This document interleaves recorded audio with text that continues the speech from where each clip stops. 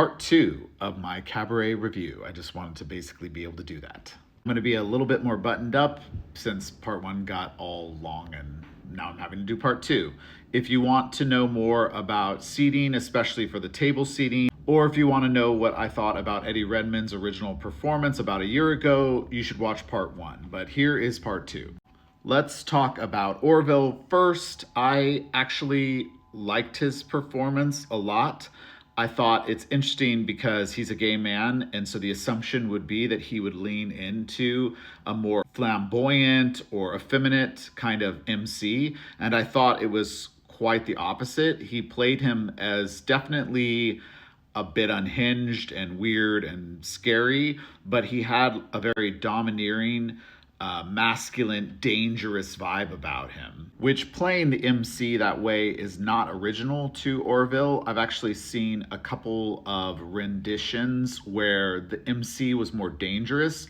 I saw Adam Pascal play him in the revival that Alan Cummings originated the role. And then pictured here, Norbert Leo Butz, who, fun fact, he played the MC with Terry Hatcher of Desperate Housewives, was Sally Bowles for the touring version of Cabaret after the Alan Cummings version was wrapping up on Broadway. They toured it and she was good. But both of these gentlemen played the MC as a much more dangerous, still sexual, still with kind of all of the edges that Alan Cummings had established, but Alan played him, in my opinion, as a bit more fun and sassy, not necessarily flamboyant or gay, quote unquote, but he definitely played him with a bit more effeminate kind of qualities and a bit more flamboyant. Whereas their renditions and Orville's rendition is a bit dangerous. Like you might want to hook up with them in an alley, but you might also be scared for your life. I really liked Orville's acting performance overall. I thought maybe one of my notes was he's a bit frantic and like manic, and that sped him up in all of his stuff. I was like, okay, dude, take a breath, like just take it all in and be there. So I felt like that would be my one note, is he was a little bit manic, and I don't know if that was a choice or nerves or what, but I think that he could like take a bit more space and moments. The MC isn't the most important acting role in the play, in my opinion. Sally Bowles and Cliff Bradshaw are for demand on them doing performances that are outside music. Ultimately, the MC is like in a music video, and every time he comes out, he's basically singing.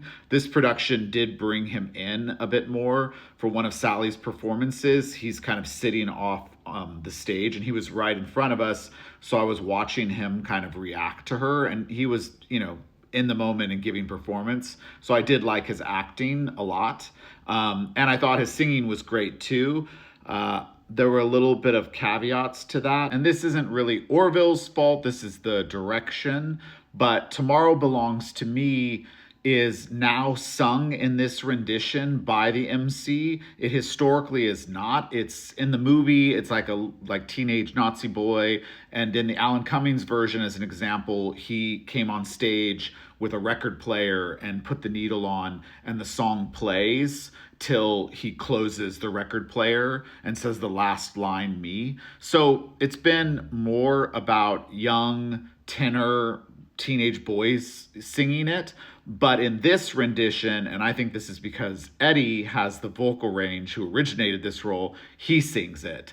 And I don't know how I feel about that. I actually don't know if that's really appropriate to the production to have the MC sing essentially a Nazi like rah-rah song. Because part of the magic, in my opinion, of Cabaret is the fact that you don't really know what's happening. It's a slow creep in. And the MC, this is why I didn't like Eddie's, go back and watch part 1, but as another to build upon that, the MC is meant to be charismatic. He's meant to lure you in. Like, you might want drugs from him, and you might want sex from him, or you might just want to watch him do the performance, but you should be drawn in by the MC, in my opinion, not repelled especially initially, because the structure of the musical is that the music is very inviting and warm and you lean in, and by the end these people that you've gotten to know, that you thought you knew and that you thought you liked or were on the same page as you, kind of, you start to lean back. I mean, it's basically an analogy for your MAGA family members where you're like, wait, you think he's doing a good job? Like, that's what's happening in the play, is like your friends and family that you thought were normal and, you know, had some common sense are suddenly like, Nazis are awesome. So I think it's a bad choice to have the MC be freak show out the gate. I think he has to be charismatic. He has to lure you in. So Eddie sang the song, so of course Orville sang it. I thought he did an okay job with it. I thought his voice was a little bit challenged on this one because it is high, even though they lowered it for him. So again, I think this is one of those things they could have changed and just been like, we're not going to have you sing this one because you don't need to. As a little aside, if you are all about Orville Peck and his look, you're going to definitely want to pay a lot of attention for the song Two Ladies. The end is quite a moment, and it's totally appropriate, and I thought it was fun and a great stamp that Orville put on the show. Let's talk about Eva for a moment. I like her voice a lot, and I think that's probably no surprise to anyone who's seen her.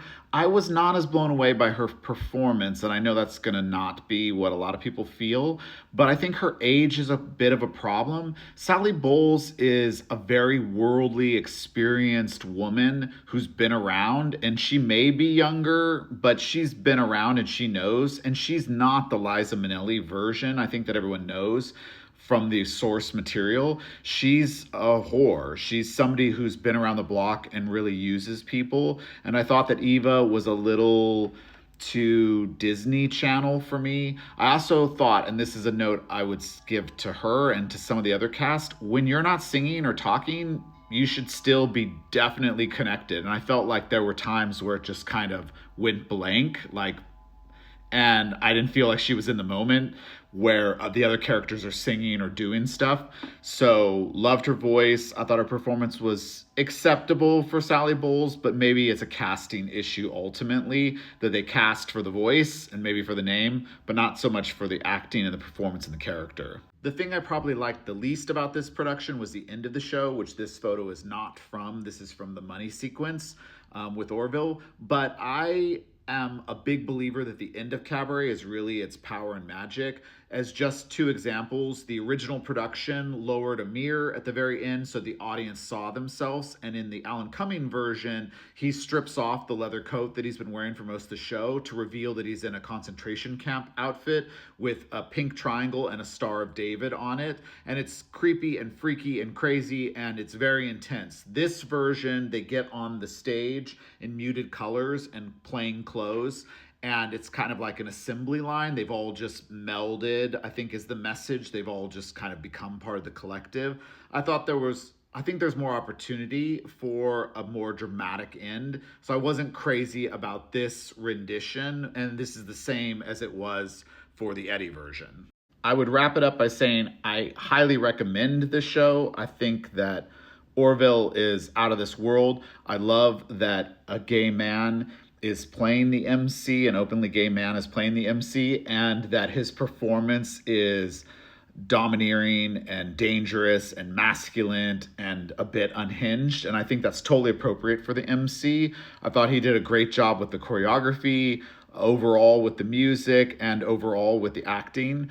And that includes the whole cast. Speaking of the cast, I absolutely loved Herr Schultz and Fräulein Schneider. They were both amazing and played so good together. I had actually seen the gentleman who plays Herr Schultz, Stephen Skybell, with BB Newirth, and they were great. But Ellen Harvey, who has just recently joined the cast, I'm not sure if BB was there the whole time up into this point, but Ellen was amazing and brought a totally different vibe and a lot of heart, which those characters really have for the musical, but Ellen brought a whole other level to it. So I love their performance and I love their connection. It's really important for the show. I also loved the Kit Kat Girls, as I mentioned in part one. They were all really into the characters. So overall, I say go see this Cabaret and you will definitely enjoy the show. Congrats to the whole cast and the whole team that made it happen.